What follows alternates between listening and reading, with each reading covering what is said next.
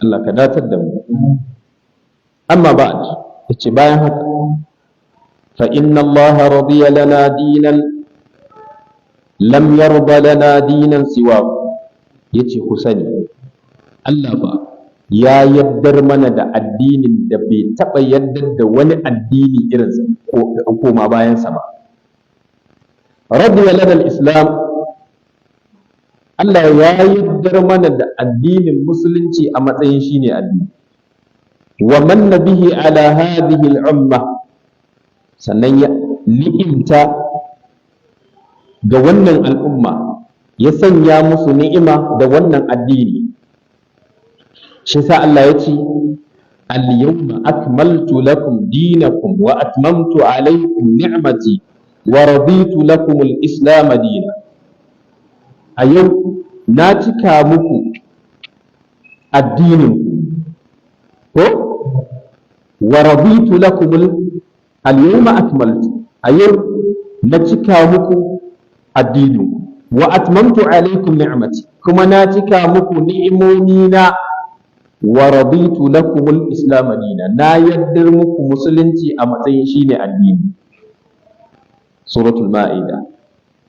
Wa qala fihi aidan, har yanzu Allah yace wa man yabtaghi ghayra al-islam wa huwa fil akhirati min al-khasirin. Duk wanda ya bi wani addini ba musulunci ba, falan yuqbal, ba za a karba masa, ba za a karba daga gare shi ba, wa huwa fil akhirati min al-khasirin. Kuma ina muku gargadi akan ni'ima na Allah akan ku a cikin addinin musulunci. Ka kan min unasin, daga addinin musulunci Allah bai shiryar da su ba su samu, walam yahtadu ilaiha, Allah bai shiryar da su zuwa ga addinin musulunci ba. Fa khasiru fi dunyahum wa akhiratahum, sai suka yi asarar duniyarsu da lahirarsu sabbinsu. Wa liqa'ihi, suka karyata haduwa da shi, wannan sai zama fa habitat a'malu, sai ya bata ayyukansu. Allah ya ce fala nuqimu lahum yawmal qiyamati wazna, ba za mu tsaya musu ba ranar tashin alƙiyama. Allah ka tsare mu. Allah ya ce qul innal khasirina alladhina khasiru anfusahum wa ahlihim yawmal qiyamah. Yace da su ya Muhammad sallallahu alaihi wa sallam, lalle shi waɗanda suka yi asara su ne wanda suka yi asara kawukansu da iyalansu a ranar tashin alƙiyama. Ala dalika huwa al-khusran. Ce ku saura, wannan fa shine mafi munin asara, shine asara mabayyani, mai girma mabayyani a fili. Yace wa huwa al-istislamu lillahi wal inqiyadu lahu zahiran wa batinan fil aqidati wal qawli wal amal. Musulunci shine miƙa wuya ga Allah da ƙuduri gare shi na zahiri, zahiran wanda yake na zahiri, wa batinan da kuma wanda ka kaddarta a cikin zuciyanka. Fil aqida, a ƙuduri, a tafarki, wal qawl da kuma furtawa da faɗi, wal amal da kuma aiki. Sai ka furta, sai ka ƙudurta a zuciyanka, sai ka yi kalmar shahada, sannan kuma sai ka yi aiki. فليس الإسلام عقيدة فحسب.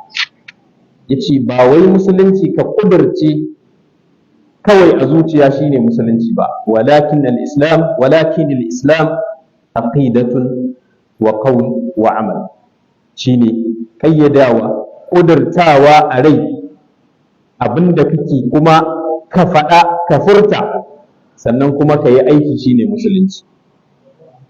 Fa kama la yakunu al-islam bil amal wahda. Yace shi musulunci baya taɓa kasancewa kawai mutum ya kama aiki shi kaɗai, dole sai an samu mai la yakunu al-aqida, sannan kuma la yakunu bil aqidati, baya kasancewa da ƙuduri kawai, ya zama kawai ka ƙudurta a ranka cewa babu abin bauta da gaskiya sai shi, babu kaza, ba tare da ka furta ba, ba tare da kuma kayi aiki ba. Sai an samu waɗannan abubuwa guda uku: ƙudurta, ka furta kuma ka yi aiki, shine ka zama musulmi. Qala annabi sallallahu alaihi wa sallam, annabi yace buniyal islam ala khams, sallallahu alaihi wa sallam yace shi musulunci an gina shi ne akan wasu asas, akan wasu tubali guda biyar, akan wasu pillars guda biyar. Na farko, shahadatu an la ilaha illallah wa anna muhammadan rasulullah. Ko na biyu, iqamis sala, tsayar da sallah. Wasu da aka ce tsayar da sallah to sai suka daina sallah ko shi ne abin da ake nufi, suka ce ai an ce a tsayar ne ba a ce a yi ba, kaga sun bata su ma. Iqamis sala shine yin sallah din ala awwali waqtiha ko ala waqtiha, yin sallan akan lokacinta, yin ta a lokacin da ake bukata kai, ba yin ta akan lokacin da kai kake bukata ba kuma yin ta a lokacin da kai kake da lokaci ba, a'a lokacin sallah din ake so kai sallah. Kun gane shi yasa a cikin kiran sallah ake cewa hayya ala sala, da daddare sai a ce maka as-salatu khairun minan nawm. An gane magana?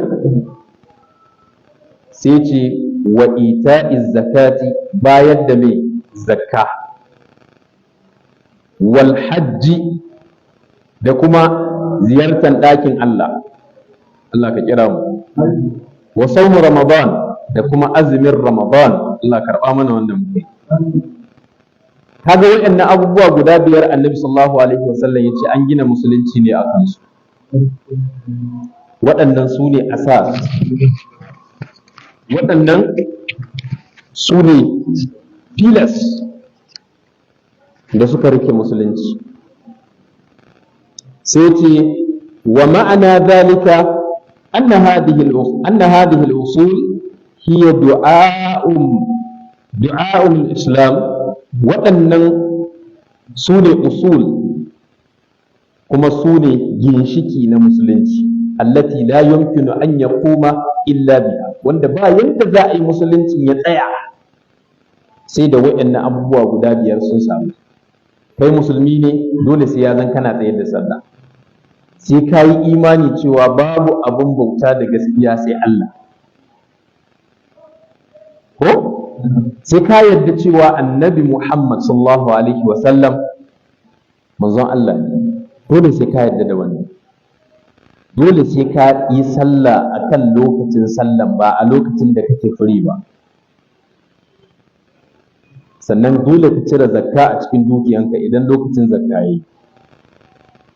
Sannan dole ka je, idan kana da dama ka je aikin hajji. Dole ka yi azumin watan Ramadan. In ba a samu waɗannan biyar ɗin ba, to ba yadda za a yi musulunci su tsaya a jikin bawa, saboda waɗannan su ne pillars, su suke rikewa.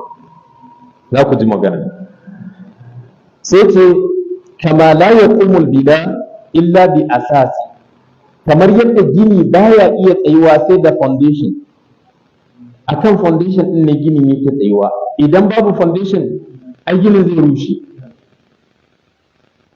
Inna na ayyuhal ikhwa, ce mu dinnan ya ku ƴan uwana, nuzakkir anfusana, muna tunatar da kawunan wa iyyakum da ku bi ni'matillahi alaina fi hadha din al-islami.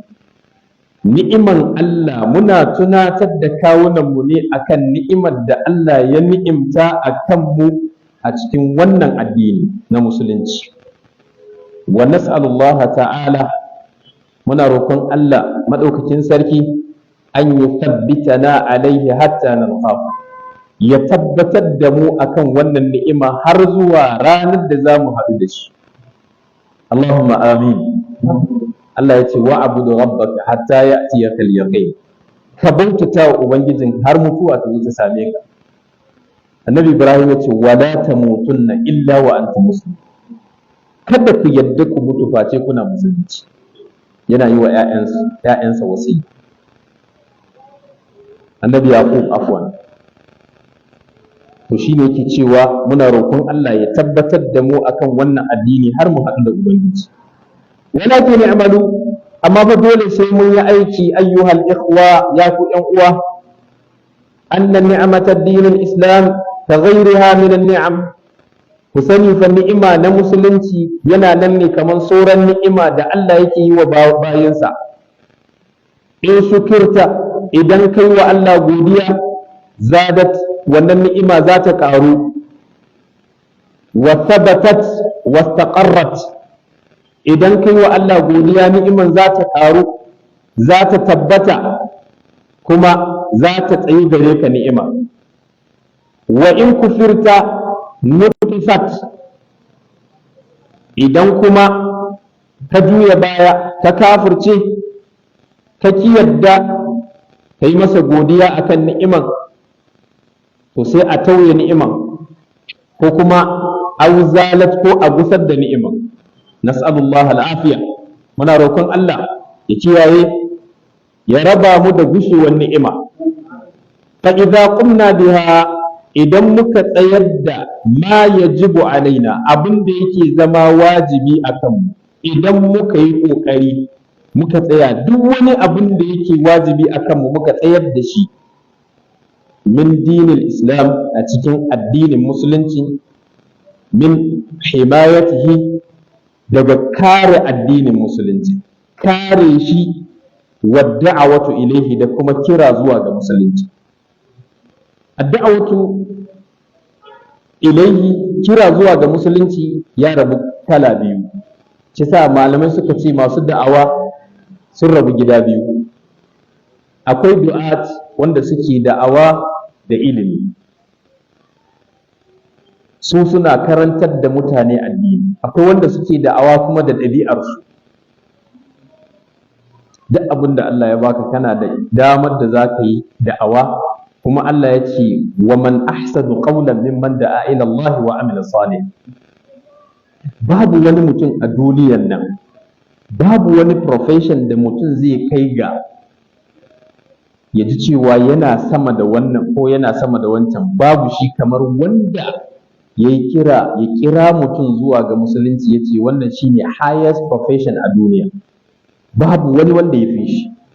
Wanda yake kira zuwa ga Allah shine mutumin da ya fi kowa ɗaukaka da daraja, in ji Allah maɗaukakin sarki. Wa man ahsanu qawlan mimman da'a ila Allah wa amila salihan wa qala innani minal muslimin. Yayi kira zuwa ga musulunci, imma ya zan kira da yake yi da ɗabi'arsa, shi musulmi ne, duk inda ya je nuna wa mutane, ba sai ya ce ni musulmi ba, a ganta a kasa a ɗabi'ar, a ga cewa ba ka zaluntar mutane. Al-muslimu man salima al-muslimuna min lisanihi wa yadi. Mutane sun kubuta daga sharrin hannunka, ba ka cutar da su da shi. Mutane sun kubuta a harcenka, ba ka cutar da su da harcenka. Ka zama musulmi na ƙwarai. Kaga da wannan Annabi sallallahu alaihi wasallam farkon da a wanda ya fara yi da irin wannan ya fara yi, har aka kira shi al-amin. Suna neman shi su kashe shi, amma dukiyoyinsu na hannun shi, sun ba shi amana a lokacin da suna tsammanin babu mai rike amanar sai shi, sallallahu alaihi wasallam. Da haka ad-da'watu ila Allah, ana so musulmi ya zama cewa yana cikin mutanen da suke amfani da da'awa, suke kira zuwa ga Allah da duk gwargwadon abin da Allah ya ba su. Shi sa an samu wani, shi da ya ga aka karantar da shi falalan da'awa, kira zuwa ga Allah, nuna wa mutane daidai, sai ce to shi bai da ilimi, amma tun da aka ce masu da'awa sun rabu gida biyu, ya ce zai shiga na biyu. Aka ce ta yaya? Ce ku jira ni. In ya zo ya leka masallaci, ya ga babban malami a masallaci, sai fita bakin masallacin sai ya zo. In ka zo wucewa sai ce malam ka san farillan alwala? In ka ce farillan alwalan nan fa na sani ba, amma fa kai da kaza, sai ce zo, sai ya kama hannun sai malam akwai yadda shi farillan alwala. Sai ya fita, sai ya ƙara tsayawa, malam ka iya wankan janaba? In ya samu mutum sai ya tambaye shi, wankan janaban nan fa da na iya, amma yanzu bari in gwada dai in ji. Ya ga bai iya ba, sai ya jawo shi, sai ya kawo shi, malam akwai mishi wankan janaba. Shi kuma shi ne da'awar da yake. Allah ka datar da mu. Shi yasa malamai suka ce su masu da'awa kowa da nashi, amma babu wani matsayi da ya kai darajar wanda yake kira zuwa ga Allah. Shi yasa annabi ya ce idan mutum ɗaya ya shirye sanadiyarka ya fi a baka jajayen rago, ya fi a baka irin motocin nan na miliyan 200 miliyan 100 guda 10 a baka su, sun fi wannan abin da za ka samu a lahira. Idan aka baka motar ma nan da shekara 10 in ka kalle ta sai ka jawo shi, amma aljanna sai kai shekara 100 a aljanna har yanzu kana ƙara jin kamar yau ka shigo. Allah ka ba mu aljanna. Wadda'awatu ilayhi, dole musulmi ya zama cewa yana cikin masu kare musulunci da kuma kira zuwa ga musulunci, ka fahimtar da mutane addinin su gane, wattabata alaihi, da kuma tabbatuwa akan musulunci, ka tabbata kai da gaske ibada ka tsaya ka yi, fa innana sawfa nazdad minhu thabatan wa amalan. Idan muka tsayi haka za mu ƙara samun tabbatuwa, aikinmu zai ƙara gaba, kyawawan ayyuka za su gyaru a tafarkin aiki da kuma da'awatan da kuma kira zuwa ga Allah, kama qala rabbuna azza wa jal, kamar yadda Allah ya ce wallazina ihtadaw zadahum huda wa atahum taqwa. Allah ya ce waɗanda suka zage suka yi ƙoƙari suka nemi tafarkin, ce za mu shiryar da su, mu ƙara musu shiriya, sannan kuma mu ba su taƙawa, mu ba su tsoron Allah a zukatansu. Wa qala ta'ala, Allah madaukakin sarki yace wa yazidu Allahu alladhina ihtadaw huda. Allah yana ƙarawa waɗanda suka yi ƙoƙari wajen neman shiriya, sai Allah ya ƙara musu shiriya. Wal baqiyatu salihat, da kuma sauran kyawawan ayyuka, khairun inda rabbi, su ne suka fi alkhairi wajen ubangijinka, su kuma suka fi thawab lada, wa khairun maradda, su kuma suka fi mafi alkhairin makoma. Wa bi hada ayataini lana, da waɗannan ayoyi guda biyu, annahu kullama izdada al-insanu ta'ata Allah fataha Allahu alayhi min abwab al-ilm. Wannan ayoyi guda biyu suna nuna maka cewa duk lokacin da bawa ya samu izdad, ya ƙaru ta'atallahi, yi wa Allah da'a, biyayya ga Allah, bin umarnin Allah suka karu a wajensa, a cikin zuciyansa, fataha Allahu alaihi min abwabil ilm. Wannan lokacin Allah yake buɗe masa ƙofofin ilimi. Wal iman, imaninsa ya sake yin ƙauri, ma lam yuftahu ala ghairi, da irin buɗe wadda, irin tsari, irin buɗi da waninsa bai samu ba.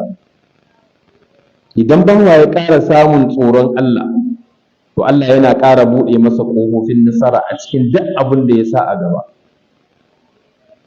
Shi sa aka kawo ilimi a nan wajen, ana nufin ilimi na amfanin duniya da lahira. Sai Allah ya buɗe masa ƙofa ya kara fahimtar ilimin da yake nema, ilimin addini ne ko ilimin duniya ne, sai Allah ya bashi. Kaga shi kuma duniya da lahira ba a samun shi sai da ilimi. Shi sa suka ce man arada duniya fa alaihi bil ilm. In kana neman duniya ka nemi ilimi. Wa man arada al-akhirah fa alayhi bil ilm. Wanda yake neman lahira shi ma ya nemi ilimi. Kaga kenan jahili bai da duniya bai da lahira. Sai ce wa man aradahuma ma'an, wanda yake son duniya da lahira fa alayhi bil ilm, shi ma ya tashi ya nemi ilimi. Allah ka ba mu ilimi mai amfani. Sai ce irin buɗin da Allah zai masa ba irin buɗin da ya yi wa wani ba zai masa irin wanda bai yi irin wannan ba, wanda bai samu da'a na Ubangiji ba zai samu irin wancan buɗin. Yace fa ahaffu talabatul ilmi khassatan ala tamassuki bi sha'airil islam al-zahirati wal batina al-muta'allaqa bi haqqi Allah azza wa jal.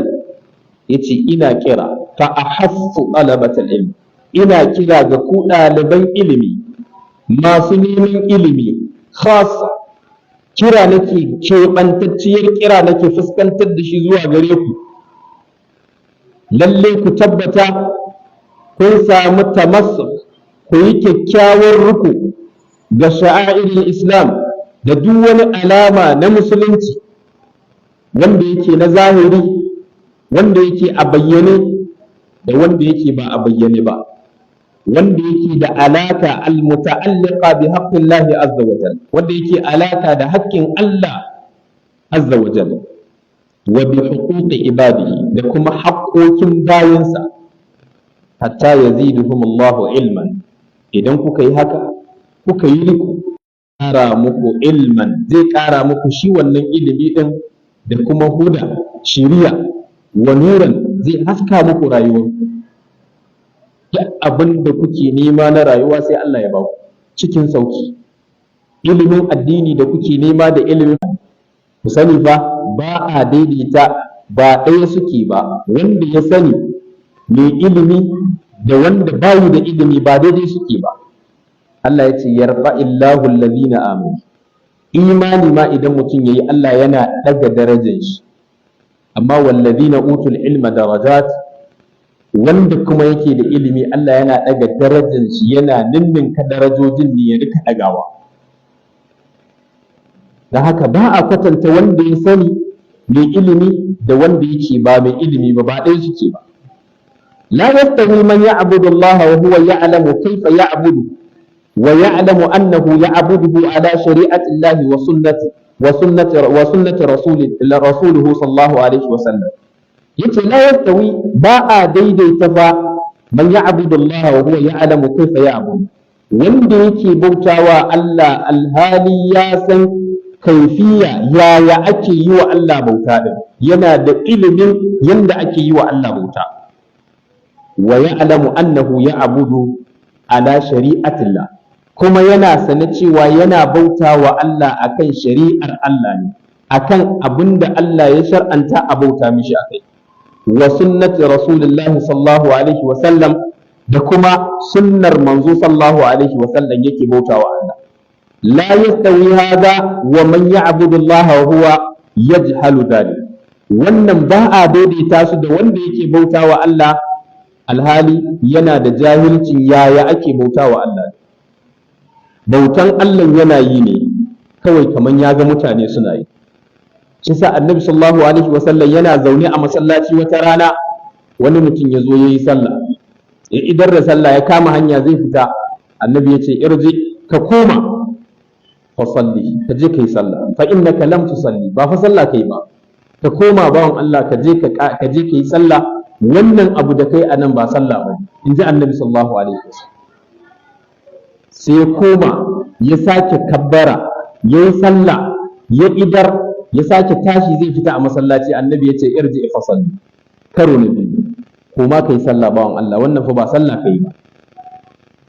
Annabi ya ce sai ya sake miƙewa, ya yi kabbara, ya yi iƙama, ya yi sallah, ya kama hanya, ya idar da sallah zai fita a masallaci. Annabi ya ce irji fasalli, ko ma kai sallah, ba fa sallah kai ba wannan. Sai ce ya rasulullahi allimni, ya manzo Allah ka koyar da ni yanda ake sallah, ban iya wani ba illa irin wannan da nake shi kai na iya ya rasulullah, ka koyar da ni ya ake sallar. Annabi ya ce wallahi, ya ce wannan mutumin da kuke gani yana gaya wa sahabbansa, ya ce da ya mutu akan irin wannan sallan da bai mutu musulmi ba. Inna lillahi wa inna ilaihi raji'un. Saboda me? Yana yin ta ne yanda ran shi ya so, yana yin ta ne yanda ya ga mutane suna yi, ba yanda ya kamata a yi. Annabi kuma ya ce sallu kama ra'aytumuni usalli, ku yi sallah kamar yadda kuka ganni ina yi. Allah ka datar da mu da rahama. Na haka yace ba za ka daidaita wanda yake bautawa Allah alhali ya san cewa ibada yake. Idan yayi ruku'u ya san annabi ga yanda yake ruku'u, idan yayi ruku'u ya san cewa annabi yana ruku'u ne a lokacin da yake ruku'u wuyan shi yana aje ta ne daidai, ba yana sokar da ita kasa ba, ba kuma sama yake daga ta ba.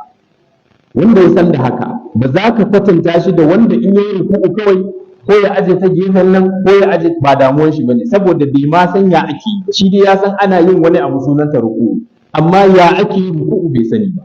Yace to ba za ka kwatanta da wanda yake da ilimin haka ba.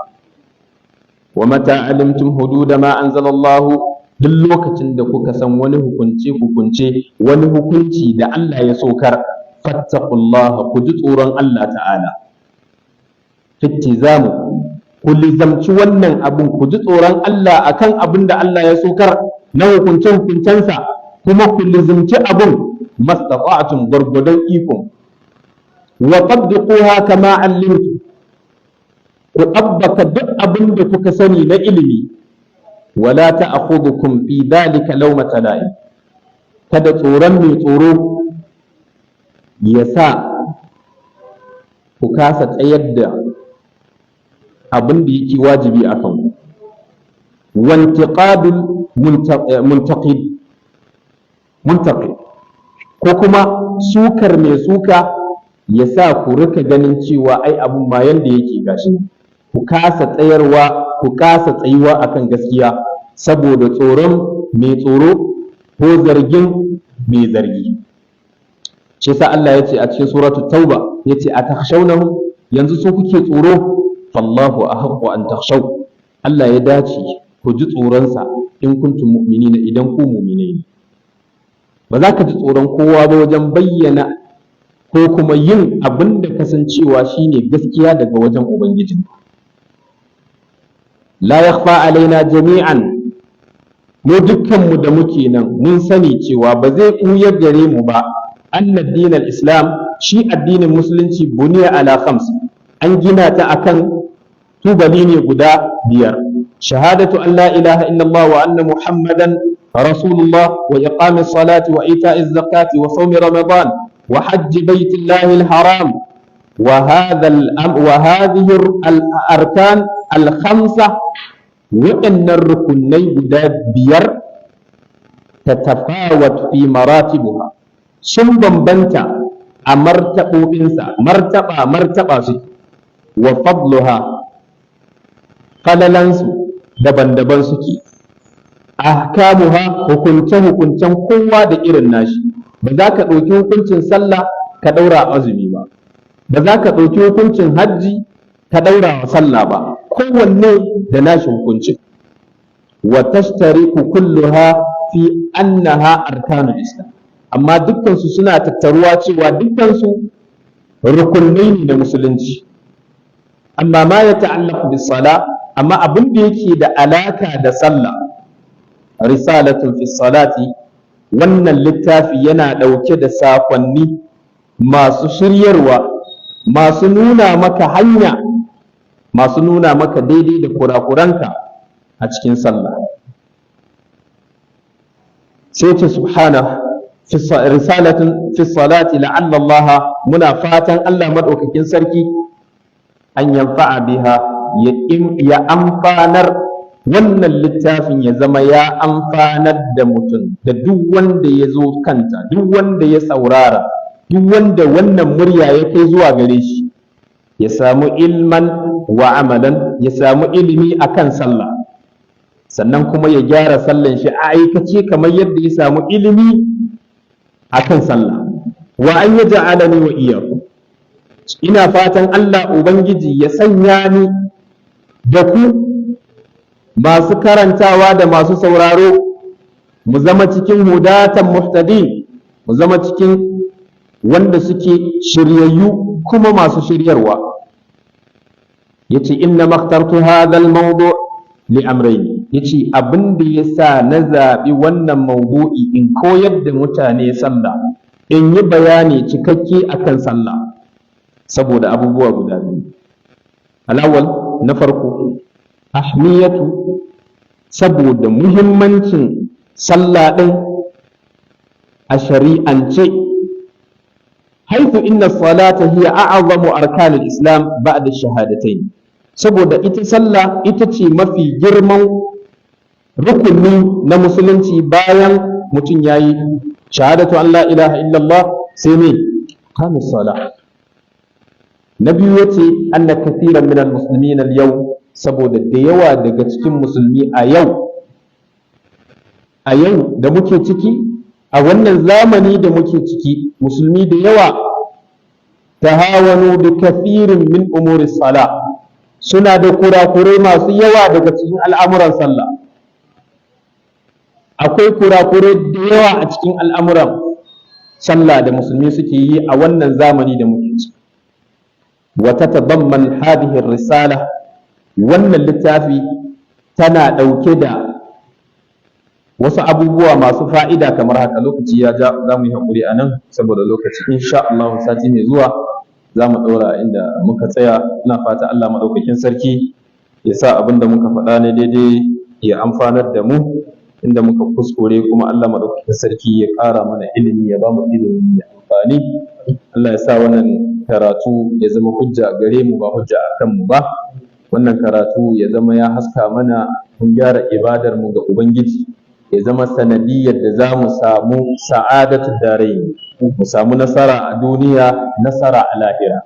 Ya zama sanadiyar wannan littafi mu gyara kurakuran da muke yi a cikin sallah, mu dawo muna sallah karɓaɓɓiyar sallah wanda Allah madaukakin sarki zai karɓe ta.